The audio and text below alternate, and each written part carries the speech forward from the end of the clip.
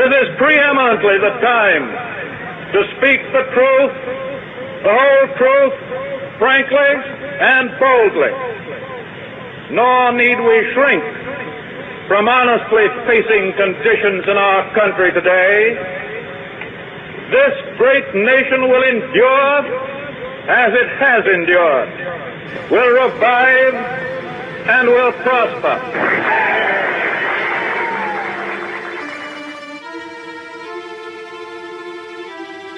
A wise man once said to me, the more I study history, the harder it is to be a patriot. America the Beautiful, built on biblical principles and the backs of slaves. Manifesting our destiny from New England to the California coast, desecrating most native civilizations that got in our way. Now don't get me wrong, I'm no Afrocentric conspiracy theorist with a slavery chip on my back. In fact, I'm proud to be an American. I love running water and Mickey D's, religious freedom and democracy. But recently I've asked myself, what does it mean to be free? As citizens of the U.S., liberty is ingrained in our Constitution and DNA. But if your freedom is married to your American rights, will you still be free when America dies? And America will die. No, I'm no prophet predicting the future. I'm a historian observing the past.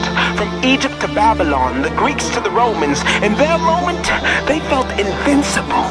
Little did they know their cities would burn, their temples would erode, and their colosseums would crumble with a roar as loud as that of the crowds which filled them before they fell to the ground. The globe continued to roll. A new empire rose, then fell, passing the torch to the next generation of fools convinced they would eternally rule. So what makes us think we're the exception? Now let me repeat my question. If your freedom is married to your American rights, will you still be free when America dies? What does it mean to be free?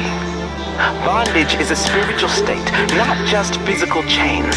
Realistically, most Americans are still enslaved, mastered by their own desires, aspiring merely to aspire higher, driven by their insatiable appetite for material wealth and physical pleasure, wondering whether their labor will ever end.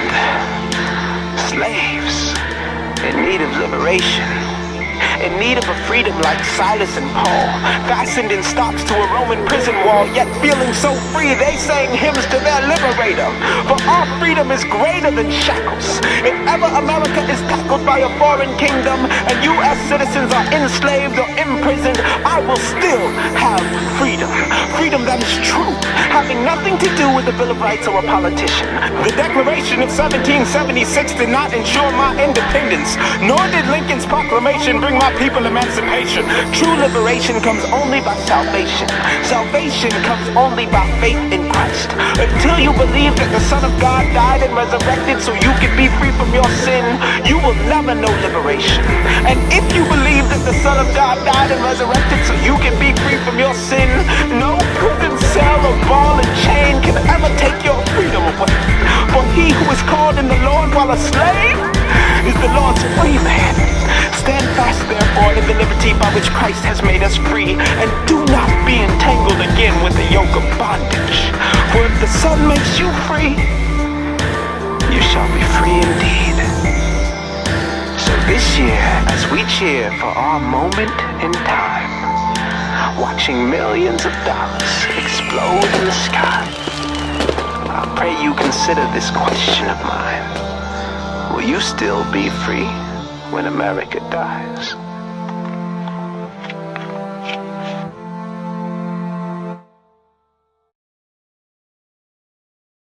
(229) Behold, I have given you every plant yielding seed that is on the face of all the land, and every tree with seed in its fruit.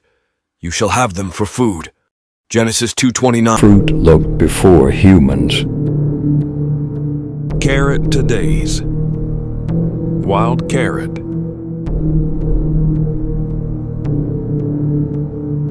Banana today's. Wild banana. Lemon today's. Wild lemon.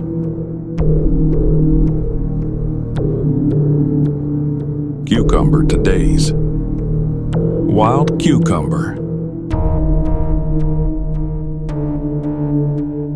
Avocado to days. Wild avocado. Strawberry to days. Wild strawberry. Eggplant to days. Wild eggplant. Orange juice, natural flavors. Vanilla coffee creamer, natural flavor. Water, natural flavors. Natural essence. Bread, natural flavor. So how could vanilla yogurt not have any vanilla bean in there but still be called vanilla? It's because of natural flavors. Walk around the grocery store. Natural flavors are the biggest lie at the store.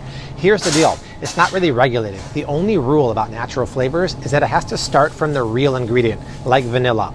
But you can take it back to a lab and add up to 100 synthetic ingredients to make that natural flavor more vanilla-y, more strawberry, make it linger on your tongue, make you give a certain sensory reception to your brain. There's nothing natural about them. They're slightly better than artificial flavors. Don't believe me? Fine. Go on YouTube and search 60 Minutes Natural Flavors and you'll learn all about it. Bottom line is, try to stay away from natural flavors when you can, because there really is nothing natural about it. The magicians that Moses faced, Jannes and Jambres. The story of Pharaoh's magicians is recounted in Exodus chapter 7 and 8. Here, Moses and Aaron confront the Pharaoh in Egypt and demand that he release God's people from slavery. Moses and Aaron perform miracles to provide the validity of their message. So Moses and Aaron came to Pharaoh and did just as the Lord had commanded. Aaron threw down his staff before Pharaoh and his servants, and it became a serpent. Then Pharaoh called for the wise men, skilled in magic and omens, and the sorcerers, skilled in witchcraft, and they also, these magicians, soothsayer priests of Egypt, did the same with their secret arts and enchantments. For every man threw down his staff, and they turned into serpents. But Aaron's staff swallowed up their staffs. Yet Pharaoh's heart was hardened, and he would not listen to them just as the Lord had said. It's interesting to notice that when the magicians are doing the plagues, it's funny that they just reproduce the plagues, which is causing them harm, instead of healing the plagues, right? They're not stopping the plagues. They're just showing that they can do the same. And so they're actually increasing the plague through their magic rather than stopping it. Because you'll see, right, in the story of Exodus, you'll see places where the Israelites have issues and God solves their issues, like he helps them. It's not like the snakes in the desert are biting the Israelites and it's like, oh, this is a sign from God. So Moses shows how he can make snakes also bite the Israelites. No, it's like God is healing them. But here the magicians just repeat the same magic and ultimately harming their own land at the same time. So it's very interesting to see that. You may feel as overstuffed as that turkey you ate. And if you're overweight, and the chances are you are, it's probably because you eat too much of the wrong stuff. Most of the wrong stuff we eat comes in a bottle, a can, or a box, food that's been processed. Much of that food has been flavored. The flavoring industry is the enabler of the food processing business, which depends on it to create a craving for everything from soda pop to chicken soup. It is Willy Wonka and his chocolate factory as a multi-billion-dollar industry, an industry cloaked in secrecy. But recently, Givaudan, the largest flavoring company in the world, allowed us in to see them work their magic. The story will continue in a moment. Flavor ingredients might not have ever met a raspberry. I have butyric acid artificial, and then I have butyric acid natural. All flavors are combinations of chemicals. Artificial flavors are largely man-made. Natural flavors come from nature, but not necessarily from what the label implies. For example, Strawberry creations. Strawberry and vanilla flavor can come from the gland in a beaver's backside. So what we do is just manipulate them and create with them and give the impression of, the papaya or the strawberry. Hagen is an illusionist. She's even created a flavor that mimics the taste and smell of an old oak tree. To give whiskey a little bit more depth sometimes, a young whiskey. Oh, to give the taste of the barrel it was supposed to have been aged in, correct? Yes. Yeah, you can add some cask notes, some oak notes. Okay, here we go. Hassel and Hagen let us in on the alchemy of inventing a new flavor. This one inspired by a Hong Kong kumquat that the team found not in Hong Kong, but back in Riverside. It's a process using hundreds of different notes until they've created a symphony of taste. I mean, with a name like Hong Kong kumquat, you really have to have something going on, I think. But I'm curious to see the carrot on top of the kumquat. That is interesting. That is very interesting. You get the citrus, but you have the carrot poking its head out. Yeah, it's very complex. But not overpowering. That's really exciting. This is a home run. There's no shortage of metaphors in the flavoring business. Givaudan goes to the ends of the earth scouting for new flavors. In Hong Kong, Givaudan convened their annual conclave of top chefs from restaurants around the world to demonstrate their latest creations. The goal, to turn those creations into new commercial flavors. The chefs mixed, chopped, mashed, steamed, sauteed, and smoked for a week to create irresistible cutting-edge cuisine. Hong Kong chef Alvin Leung didn't disappoint. It makes you want to eat this again and again and again, okay? It's like sex, okay? You know, you want to do it over and over again until you get a headache. The Givaudan team didn't just taste the food, they sniffed, photographed, analyzed, and debated it.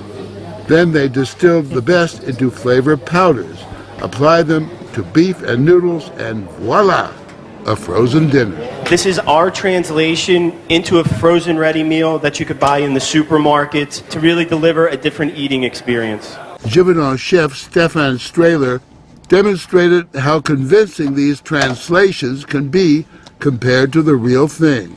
We have here the whole lineup of some of the chicken flavors. So that's a roasted chicken flavor. It sure is. It absolutely matches it. Givaudan makes flavors that match almost every kind of chicken imaginable. This is crusty, fatty chicken. We just take a little skin here, and when you smell it that now, you get much more of those fatty, crusty notes. And when you smell it that flavor... Yes, sure it is. Now, what is this? Is this actually chicken? It can be, yes. A lot of what you have in front of you is the chicken that has been translated into a flavor. Translated on a grand scale in the Givaudan plant in Kentucky. This is a chicken flavor. As a liquid in the tank. An endless stream of brown liquid, part chicken, part chemical, all flavor. The anti-sugar scientist is that too much of their evidence comes from animals, not humans. That said, here at Brown University in Rhode Island, they're doing studies they think should make a lot of humans nervous. This rat is perfectly healthy. Put him in a vat of water and he finds his way to safety every time. 5.2. Now, look at this guy. What he's been eating is the equivalent of a North American diet, complete with all the fats and sugars we regularly consume. He doesn't know where to go. His brain has been damaged. These rats were totally normal, and then they turned into demented animals. They don't remember their learning after even a day. And as the challenge gets harder and harder, they fail more and more, just like a human with Alzheimer's disease. 36.2. In this lab, the belief now is that Alzheimer's is really diabetes of the brain, linked to insulin levels, which can be affected by too much sugar. Professor Suzanne Delamonte. Insulin resistance, we now know,